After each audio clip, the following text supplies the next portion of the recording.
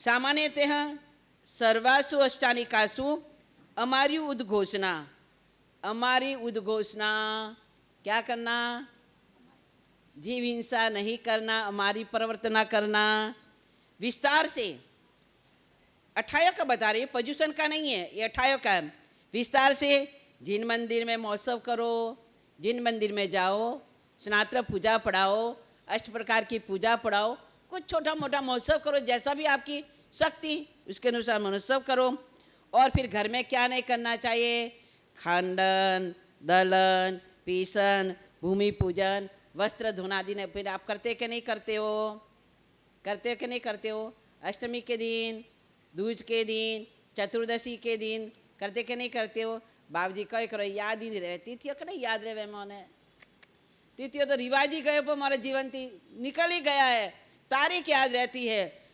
अष्टमी चतुर्दशी हमारे पूर्वज थे ना, हमारे, मैं अपने बात कहती हूँ, मैं अपने जीवन की बात कहूँ। जब मेरे संसारिक माता जी थे तो कहते अरे आज अष्टमी है, आज हरी सब्जी घर में नहीं बनेगी, आज दूज है, आज हरी सब्जी नहीं बनेगी, आपको पापड़ की सब्जी खानी है, राबड़ी की सब्जी खानी है, कुमटिया की सब्जी खानी है, क्या कहते हैं दूसरे से वो सब्जी वो खाने की।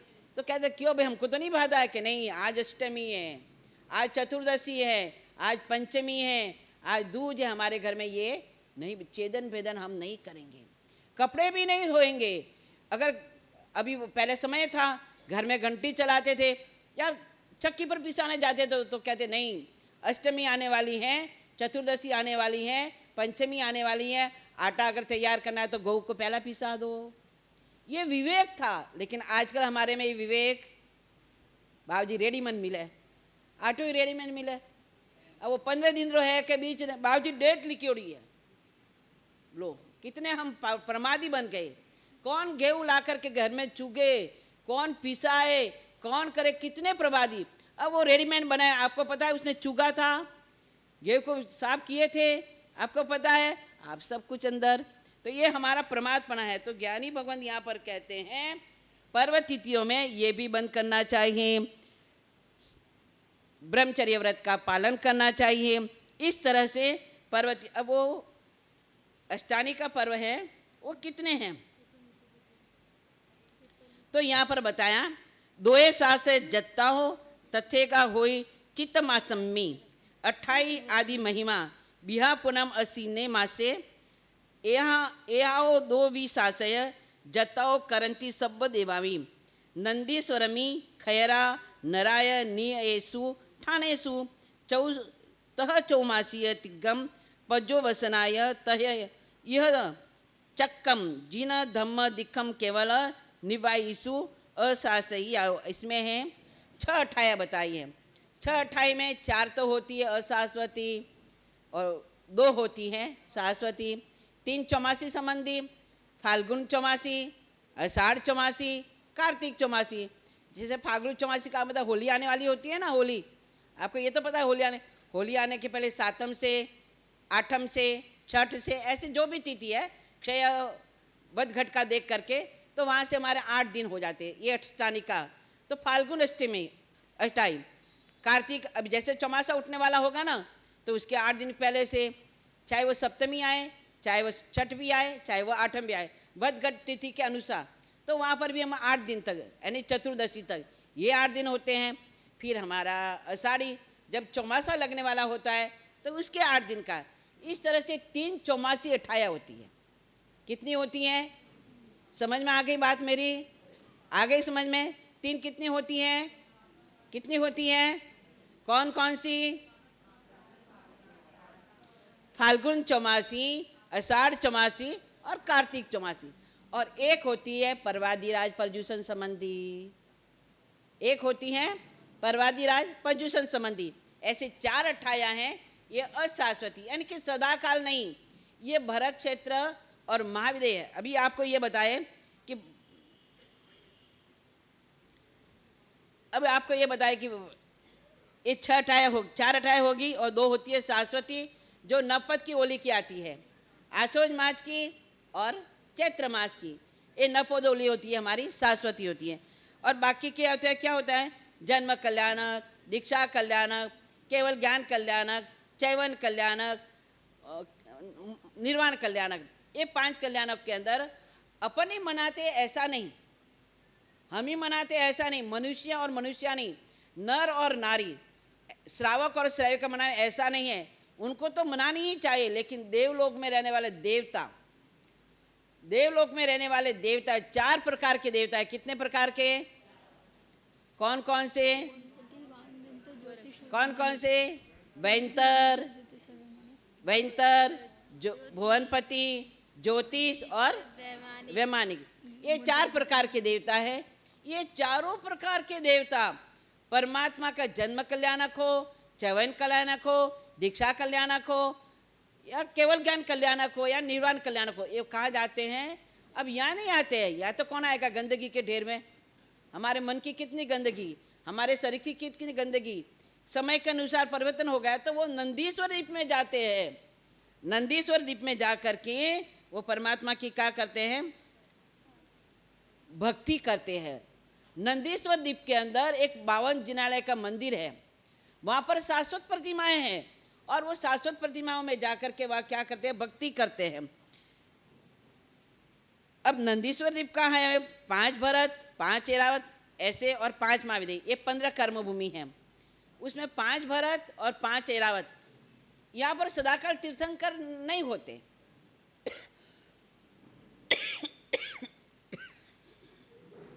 यहाँ सदाकाल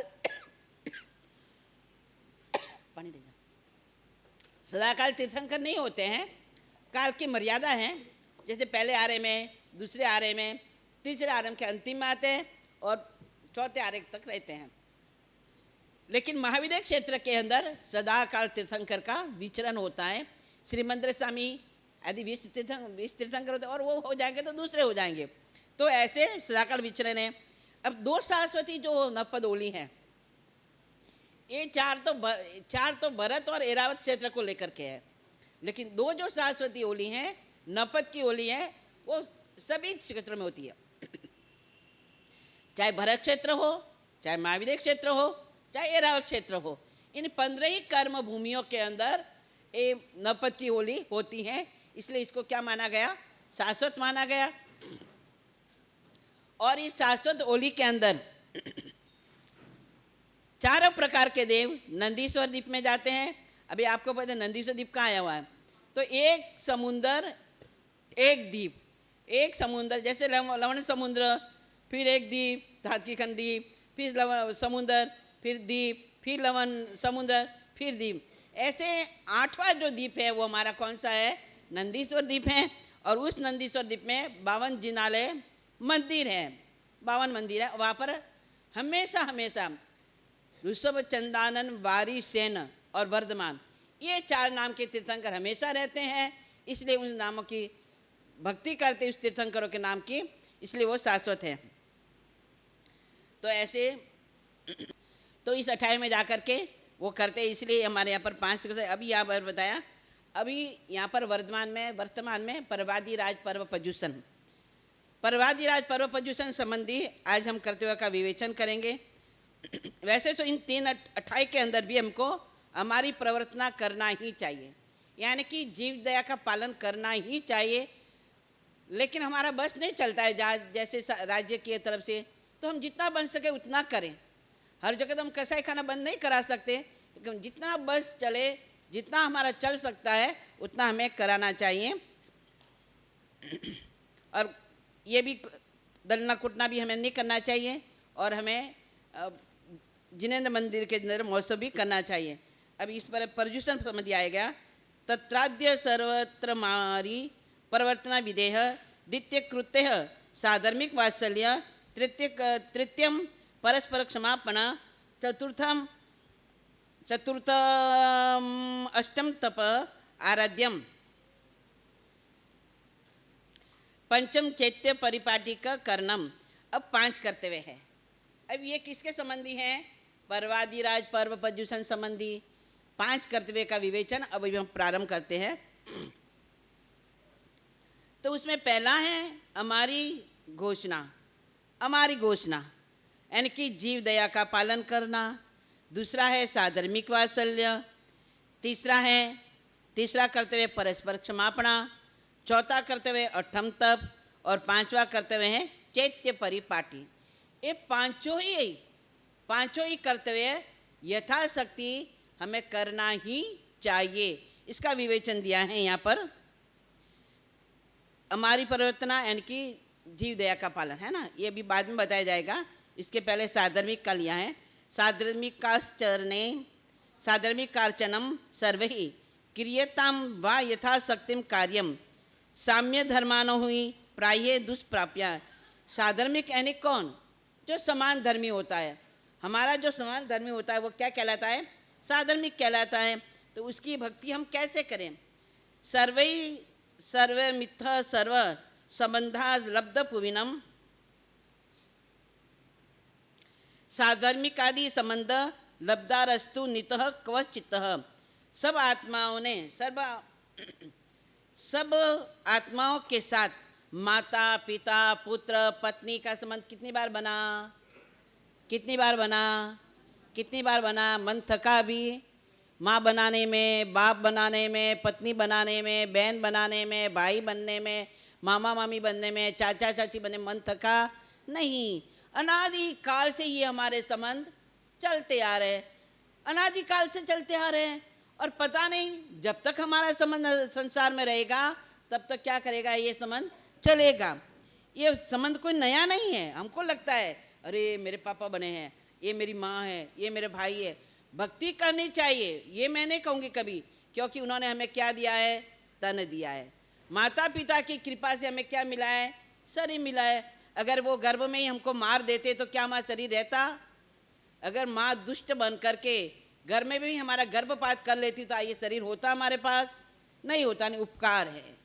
लेकिन उपकार को याद करना, उनके उपकारों के प्रति कृतज्ञ रहना, लेकिन क्या नहीं करना? मोह नहीं करना कि ओ हमें माँ बाप हमें नहीं। अनादिकाल से माँ बाप का संबंध है, ये कोई नया संबंध नहीं बना है। भले इसलिए अब यहाँ पर बताए हैं तेषाम संगम ही मत्ते पुण्याम ही पुण्यस्तथा पुनस्तथानु तदानुरूपा सेवा। ये जो साधर्मिक का संबंध है, ये हमें कैसे मिला? पुण्य के योग से मिला है। साधर्मिक का संबंध पुण्य के योग से मिला है। और इसलिए हमें क्या करनी चाहिए? उसकी भक्ति करनी चाहिए, क्योंकि बड़ा कठिन है मिलना। सब रिश्ते मिलना सरल है, लेकिन साधर्मिक का संबंध मिलना बड़ा कठिन है। एकत सब धम्मा सामी वचलम तू एकथ बुद्धि तुलाए तुल्या दोभिये तुलाई बनियाम।